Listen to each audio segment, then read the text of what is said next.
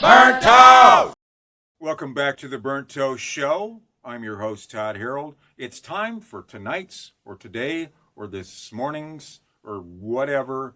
It's time for our featured album spotlight.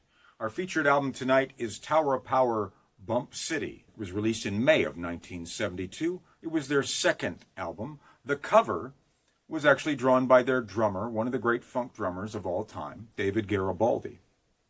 Tower of Power started off as a band called the Motowns in 1968. It was Emilio Castillo's first band. Emilio Castillo is still fronting Tower of Power, and when they tour, he still does all the talking. He and a friend of his, who changed his name to Francis Rocco Prestia, played bass. Francis Rocco was an interesting guy in that he didn't know what the notes were on the bass, but he's regarded as one of the great bass players of all time, and a very unique approach, a very busy 16th note oriented, that kind of thing. Worked perfectly with the way Garibaldi played drums. But they started off as the Motowns in 1968. They were joined by a gentleman named Steve Kupka, who they called the Doctor, Steve the Doctor Kupka. And the three of them were in that band for a long time. They began playing gigs around they were from Oakland. They began playing gigs around the Oakland and Berkeley area. And they kept trying to get the attention of Bill Graham, the legendary entrepreneur, promoter, and owner of the Fillmore. But Bill Graham wouldn't book them at the Fillmore under the name the Motowns. He didn't like it. So they had changed their name to Tower of Power. And by 1970, the band consisted of Emilio Castillo on the saxophone and vocals, Steve Doc Kupka on the baritone saxophone, Greg Adams on the trumpet, Mick Gillette on trumpet and trombone, Skip Mesquite on tenor saxophone and flute, Willie Fulton on the guitar, the aforementioned Francis Rocco Prestia on the bass, and a drummer, a percussionist named Brent Byers, and a drummer with a completely unique approach, David Garibaldi, who they had gotten from a band called Reality Sandwiches, which is actually the name of a book by Allen Ginsberg. And they began to really get their sound together. They started getting radio airplay on KSAN, the freeform radio station in San Francisco that was run by Tom Donahue. And their first album, East Bay Grease, came out on Bill Graham's label, San Francisco Records.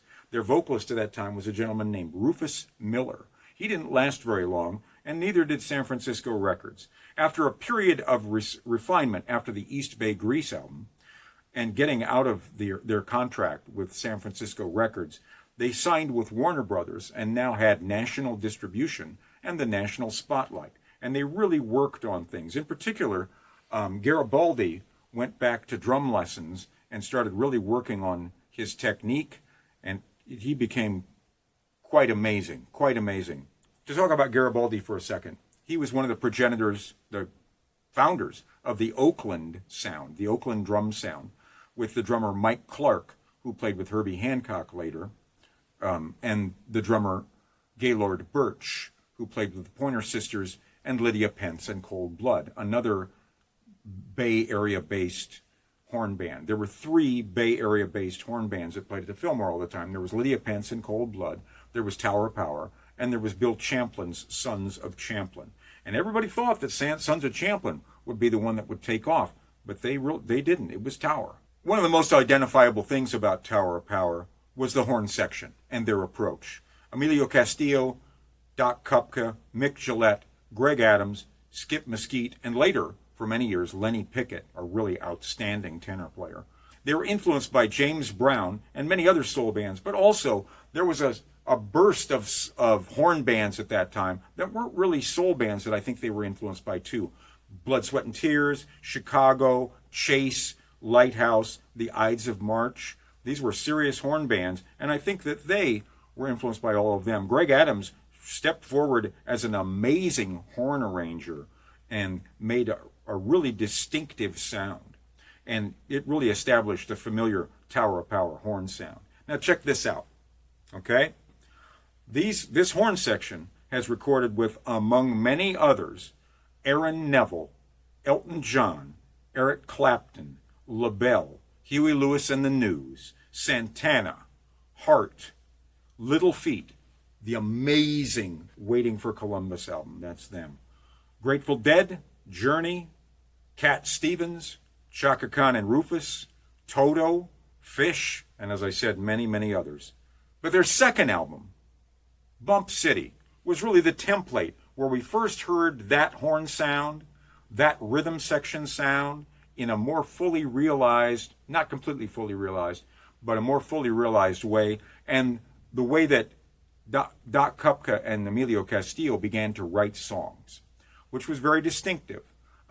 They often wrote songs that weren't really about anything. You've Got to Funkifies and Soul Vaccination. These are not songs about, I'm not sure what those songs are about, but they're fun, and they are just, there's killer playing on them. And some of these songs were almost like progressive funk. And also, their vocalist that had joined at that time, Rick Stevens, was really sort of the template for what Tower vocalists sounded like later. Rick Stevens sort of had an approach that was picked up by some really great singers that came after him. They've switched singers a lot, but some of their more famous ones were Lenny Williams, who I think was their most famous singer, Ray Green, who now sings with Santana, Larry Braggs, who I think is still a member of the Temptations after singing for many years with Tower of Power, and Luther Rabb, who was on a couple of their albums in the later 1970s. Rick Stevens was really the guy who had that Tower of Power vocal sound. And we'll talk more about Rick Stevens later. This album, as I said, sort of was the Tower sound, sort of that was going to grow and continue to this day. They're still out there touring. And some of the big songs on this, they're still playing in concert today. You Got to Funkifies, You Strike My Main Nerve, and Down to the Nightclub. They had a big ballad on that song called You're Still a Young Man. It was their first big hit, and apparently it was an autobiographical number about Emilio having an older girlfriend who let him go because he was just too young for her. The album, I know the album was recorded in Memphis. You would think that something that closely associated with the San Francisco, Oakland scene would be recorded there, but this was recorded in Memphis. When I check on Wikipedia, it says it was produced by Ron Capone, but everybody says that it was produced by Steve Cropper, and he is credited with mixing it. It doesn't sound very Memphis to me, but it just sounds like Tower. It's that Tower sound. And we'll have the full album after we get done with this. It'll be next in the playlist. They went on to record 2 albums after this that were bigger hits and maybe more fully realized as far as their sound. But the sound itself was introduced here. Tower of Power, that's the name of the next album, Tower of Power, from 1973, had a big hit called So Very Hard to Go.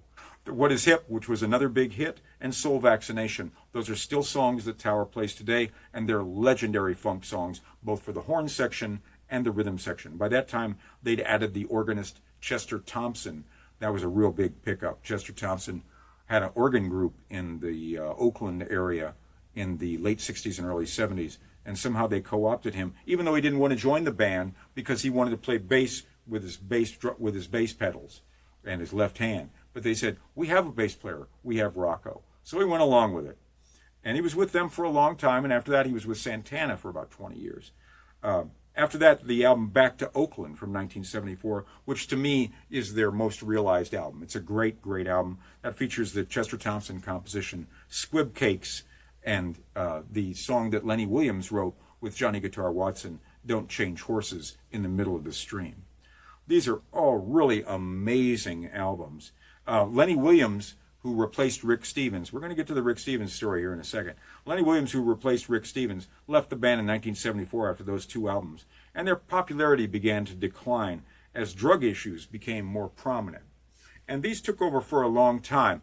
In the 1990s, the band all got clean, and David Garibaldi rejoined the band, and at that time you had Emilio and Doc, who had written all the songs and were the leaders of the horn section, and you had Rocco and Garibaldi in the rhythm section.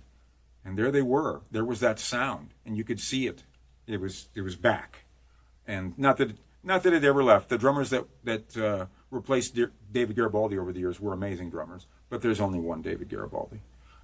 So Rick Stevens, Rick Stevens left the band after this album in 1972.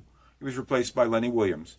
He left the band. I'm not sure whether he was fired or he quit because he had a really, really bad drug problem. He became a pimp and decided he didn't really need the singing thing. This was, getting him enough money, and everybody associated him with Tower of Power. So he's kind of this celebrity drug dealer pimp, and that worked really well for him for a while.